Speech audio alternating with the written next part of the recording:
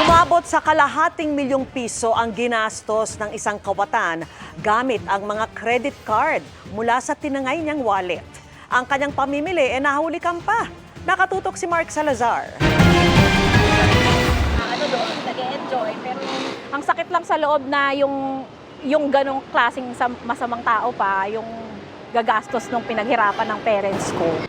Nanlumo ang pamilya ni Tricia Prestoza nang manakaw ang wallet ng kanyang ama nitong June 7 habang nag-grocery sa Novaliches, Quezon City. At ang 3 credit card nito, ipinang-shopping ng magnanakaw. May sumiksik daw sa kanyang isang person. Yun, so baka snatch yung ginawa. Sure siya na hindi niya yun nalaglag kasi nasa bag. Hininga ng CCTV video ang mga tindahan sa Antipolo, Rizal kung saan nagamit ang mga credit card base sa transaction record. At may taong namataan sa mga ito sa parehong oras ng pagbili. Una sa jewelry store kung saan credit card ng biktima ang ipinambili ng 2 gintong bracelet sa Antipolo, Rizal sa halagang 105,000 pesos. Pagka 30 minutos, isang credit card naman ang ipinambili ng 75,000 pesos cellphone.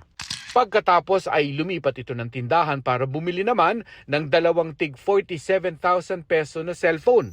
Ibinili rin ang isa sa credit card ng kahong-kahong gamot sa isang butika sa halagang 26,000. Kinabukasan na nabasa ang notification ng mga transaksyon at napablock ang mga card.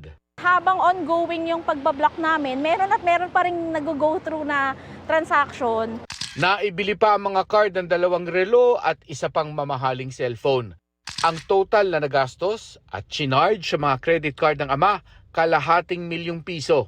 Happy din kami na willing tumulong si bank. Tapos parang nakausap din naman namin, willing din silang mag-dispute pero baka hindi lahat. Ang lalaki kasi talaga ng purchases eh.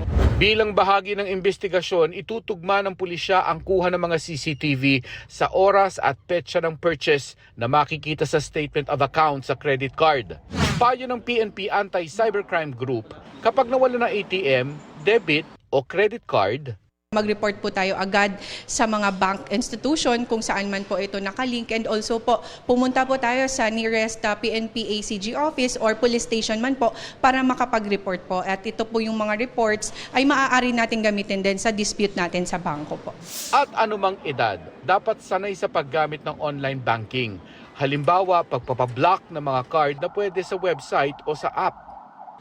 Para sa GMA Integrated News, Mark Salazar, nakatutok, 24 oras.